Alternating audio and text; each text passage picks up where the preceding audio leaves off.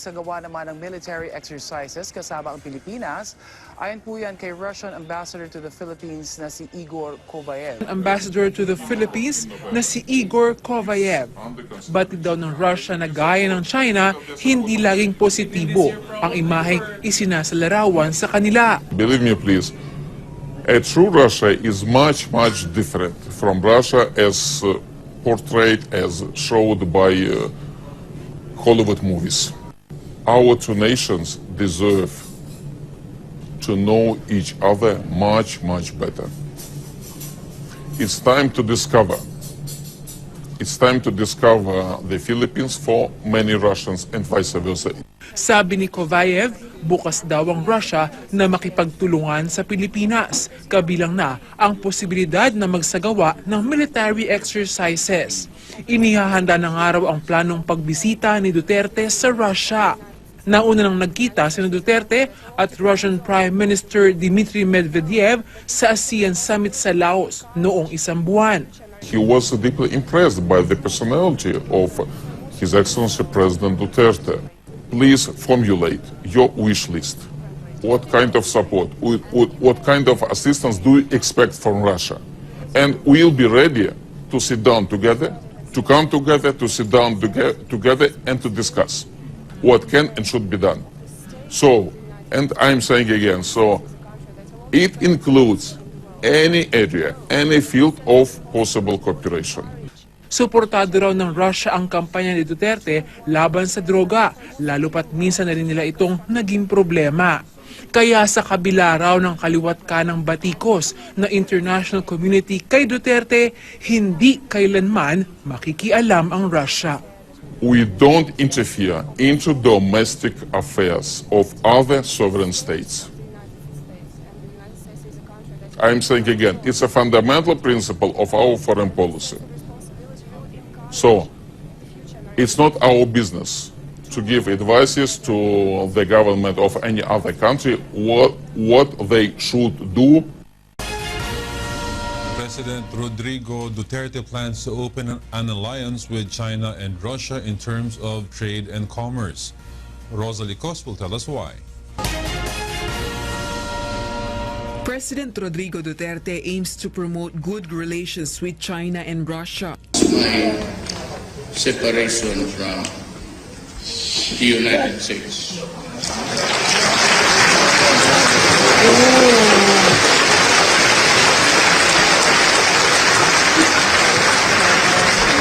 Both in military,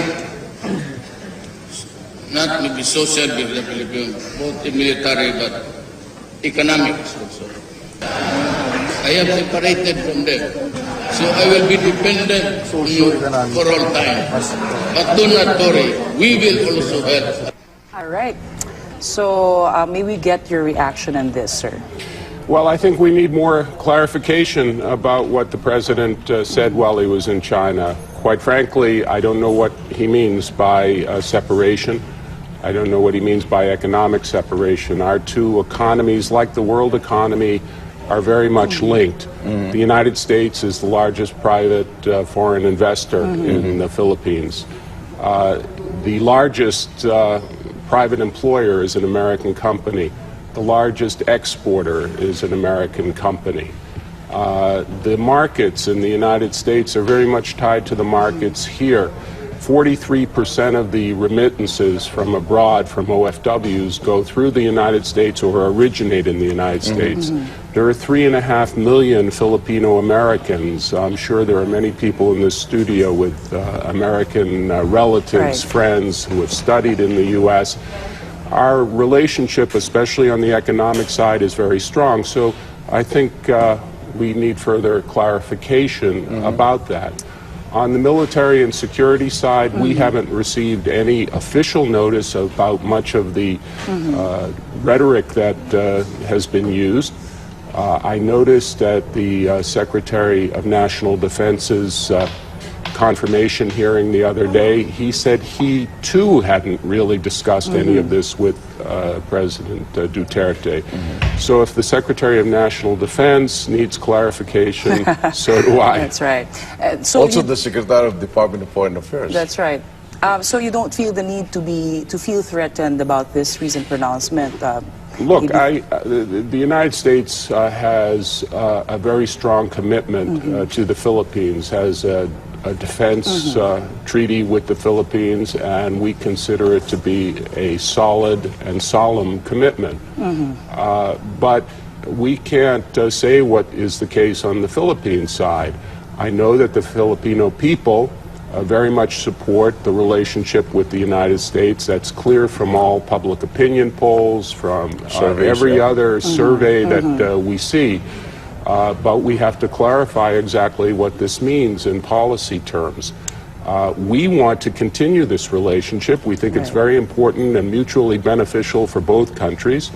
On the security side, the United States provides support, logistical support, intelligence support to the counterterrorism effort against international jihadist groups in the South. We are working towards an enhanced defense cooperation agreement that would allow us to do more with the Philippine military. So the real question is, what does this all mean, the rhetoric for the actual work that we do together? We have large assistance programs. You know, there's a 226-kilometer road in Samar today because of the work of the Millennium Challenge Corporation that it did with the Millennium Challenge Corporation affiliate of the Philippines, where Filipinos and Americans work together to bring to one of the poorest regions of the Philippines a very important road that has cut travel times and allows for economic development along its path. So those are the kinds of things that we do together. We do a lot of work in Mindanao. We send high school kids to the United States to study for a year and live with American families. We do humanitarian assistance and disaster relief together.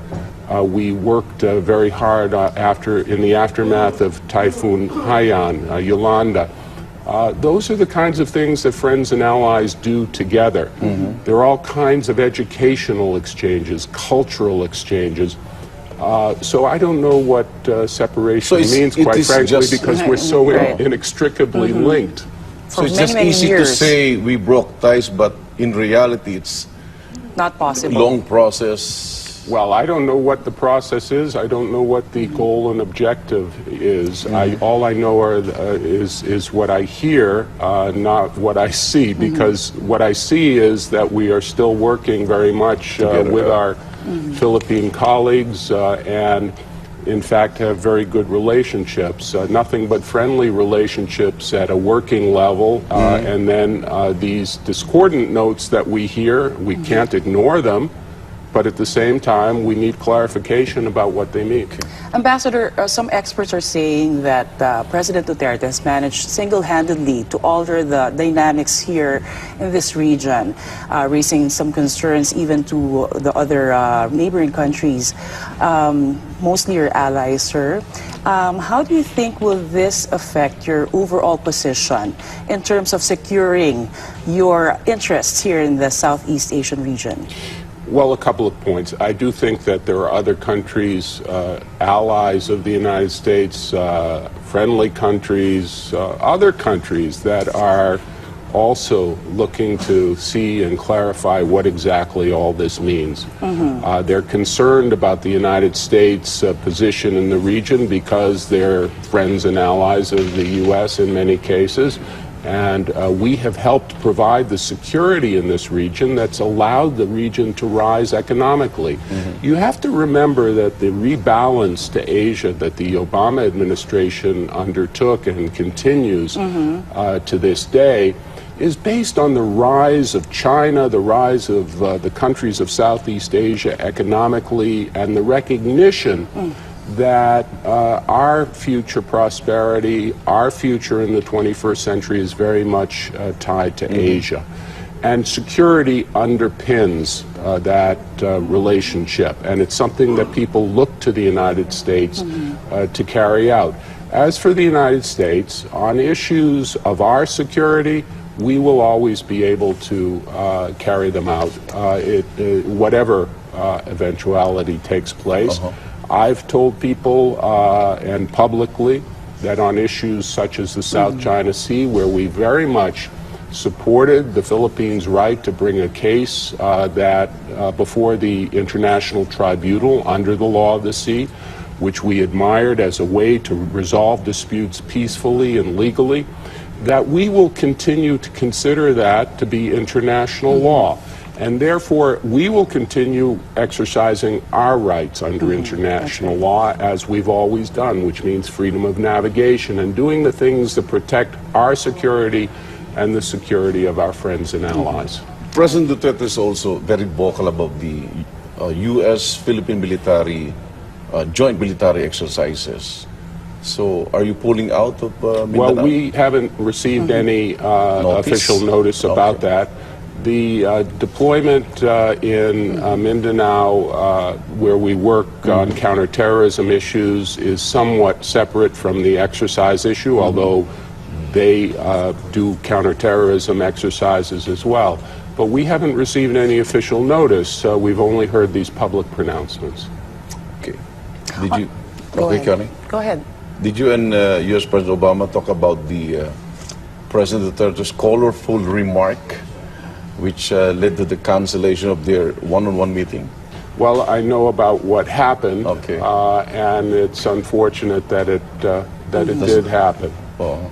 But President Obama said, I said when I was involved in such an attack, that we don't take those things personally. We represent our country. I'm here as a representative of the United States and represent the interests, the values, the common relationship between our two countries.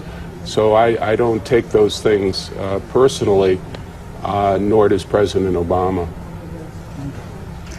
All right. On a lighter note, there have been parallels have been drawn, between President Duterte and Republican presidential candidate Donald Trump. Is this a fair?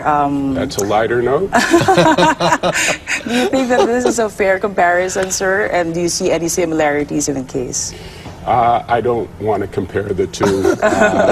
My diplomatic training doesn't allow me to comment. All right. So, do you think there will be changes in the relationship after the U.S. election in November? On our side, I think whoever is elected will want to continue the alliance, the wonderful relationship we have with the Filipino people, with this great country.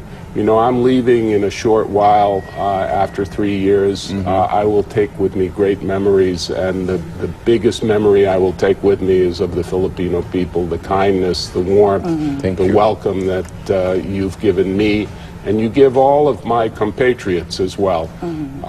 And we're now sort of one family with so many Filipino Americans. It's a much different U.S.-Filipino relationship than it was in the 20th century. This is the 21st century. We have issues of a global nature, of climate change and countering terrorism and all the things that we can do together. And I think we ought to pull together. We ought not separate. I just want to go back to the issue.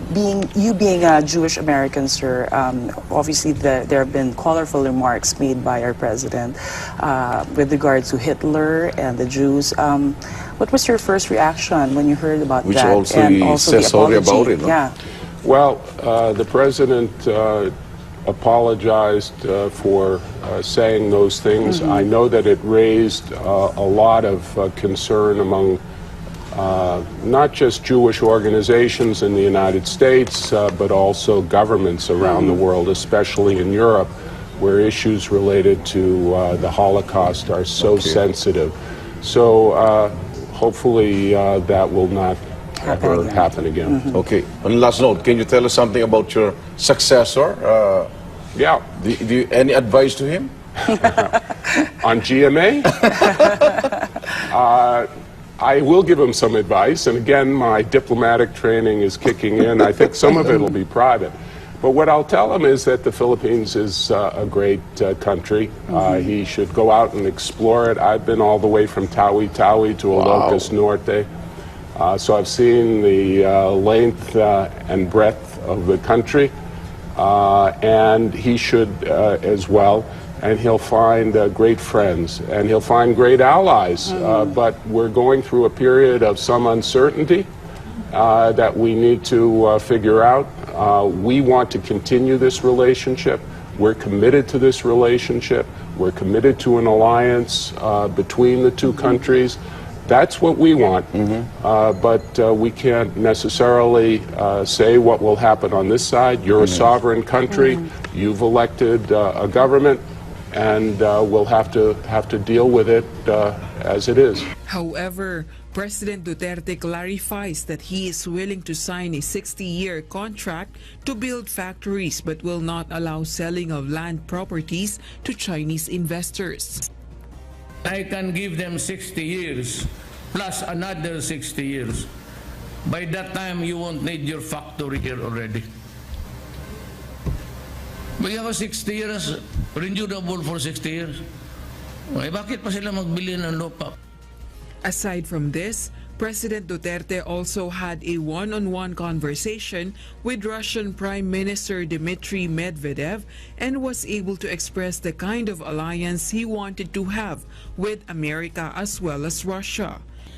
Oh, nag-one-on-one. Matagal kami, sabi ko na I think I'm about to cross the Rubicon between me and the United States, at least for the 6 years. I would need your help in everything, trade, commerce, and I will open up. President Duterte once again says that he doesn't intend to break ties with America, but he also does not want military alliances with them.